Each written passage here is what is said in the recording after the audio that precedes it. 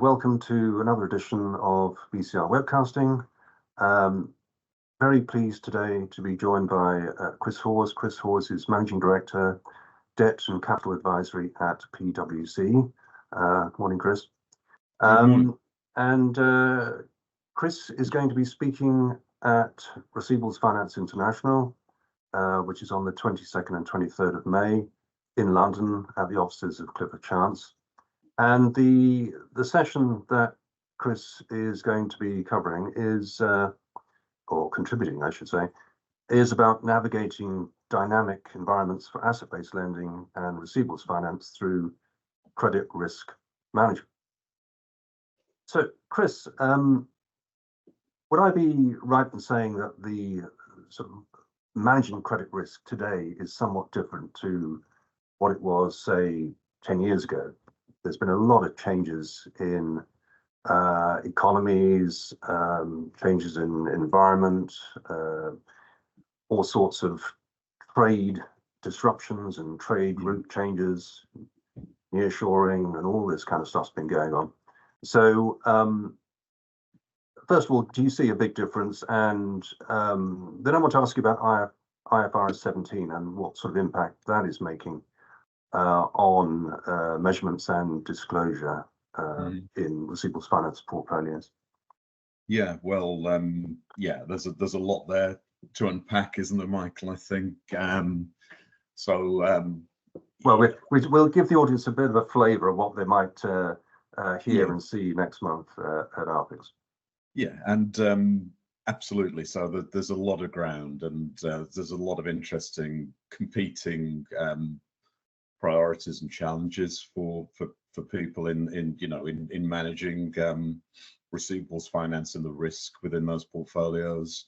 And I think you mentioned IFRS 17, where the implications that we're seeing on that is that it's leading to a significant amount of new data which companies need to collect to produce. This is very granular data, isn't it?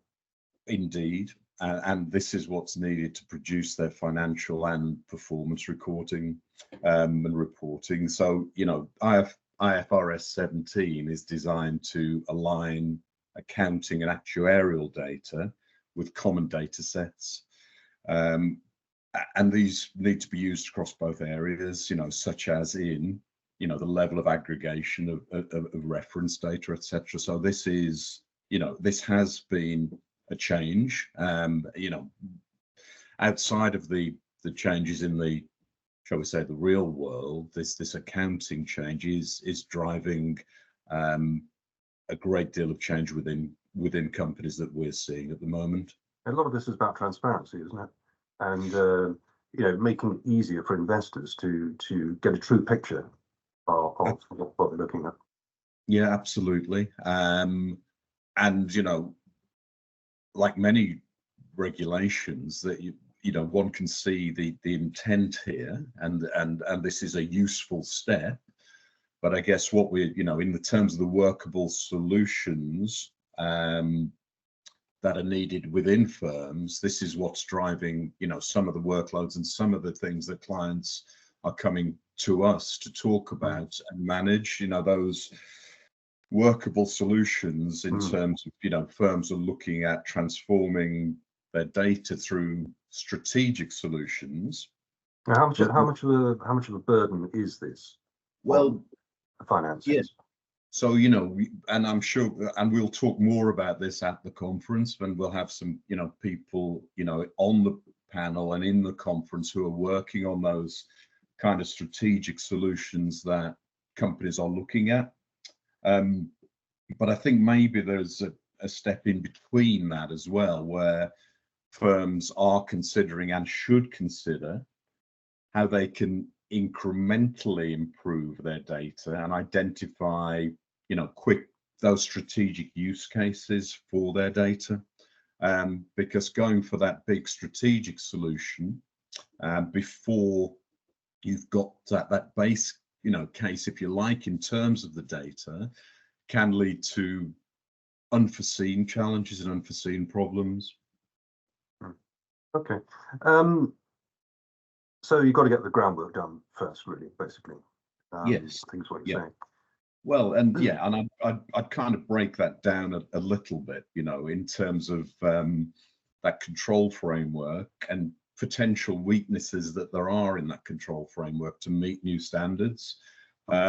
So, you know, the tactical workarounds that we're seeing and helping companies on at PwC includes, you know, a post FY23 reporting review and a realistic remediation plan for that, you know, and that involves improving data integrity and alignment and unlocking the value of the cloud and data, enhancing the control framework and assessing new capabilities that are required, because there are challenges that we are seeing in terms of that compliance monitoring.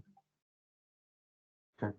And just, you know, can we look a bit more broadly now, or beyond IFRS 17? I mean, what would you say, broadly speaking, are the best methods or solutions to manage credit risk in this current environment, or this new environment, should we say? Yeah. So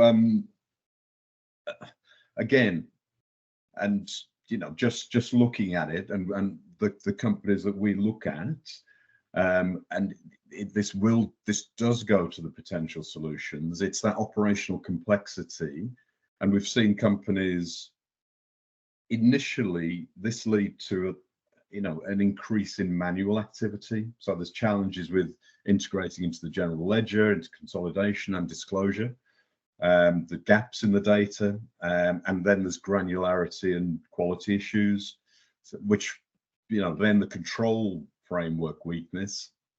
So, and I may be, majoring on this, but I think it's important that, some of the tactical workarounds lead to the automated controls not being executed. So you've got increasing risk and adding time pressure to the working day timetable. So, as we will talk about more at the conference, getting these steps in place first in terms of the data before you apply solutions to it, I think is really, really important. But then you can get to a place where, you can get simplification and take the pressure off the staff. We're seeing pressure on staff at the moment in companies because of the reporting requirements. Mm. So we'll come on to that in a second, reporting requirements, but overall, would you say that there's a need for considerably more due diligence? I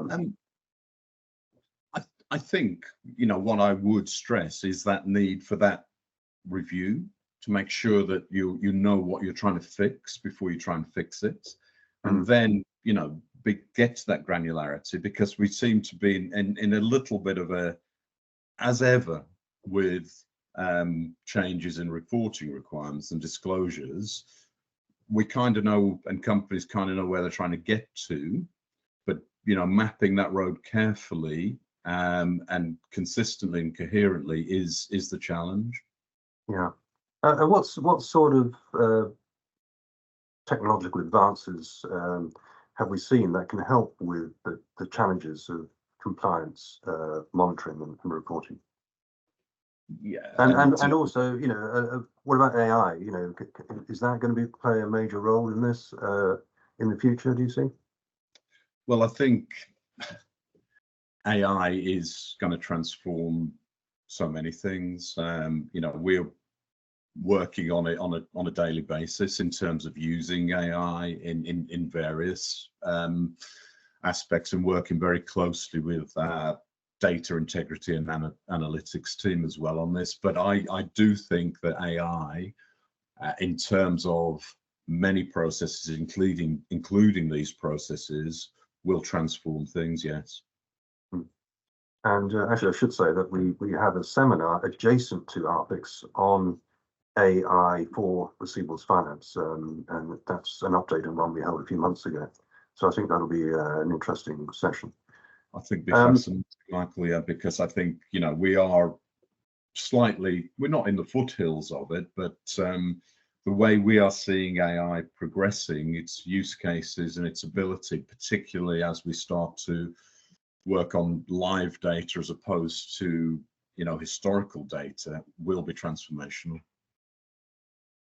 Chris, this is clearly a very important topic, and I guess credit risk management has always been an important topic, but now in the current environment, there's an awful lot to look at from what you've been saying, and I think it's going to be a very good session next month at ARPIC. So thank you very much for your time this morning, and we look forward to seeing you and your fellow session contributors next month. And just to remind everyone, that is going to be at Receivables Finance International, ARPICS, which will take place at the offices of Clifford in Canary Wharf in London. So we hope to see you there. If you want to get more information about it and look at the program, then you can see that on our website at www.bcrpub.com. Chris, thanks very much indeed. My pleasure.